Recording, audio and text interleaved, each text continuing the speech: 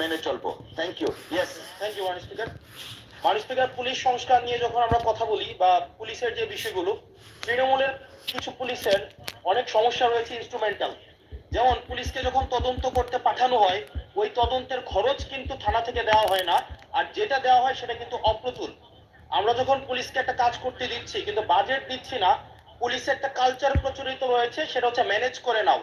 এই ম্যানেজ করতে গিয়ে দেখা যায় পুলিশ দুর্নীতির বিভিন্ন কাজে তারা কনভেনশনালি জড়িয়ে পড়ে।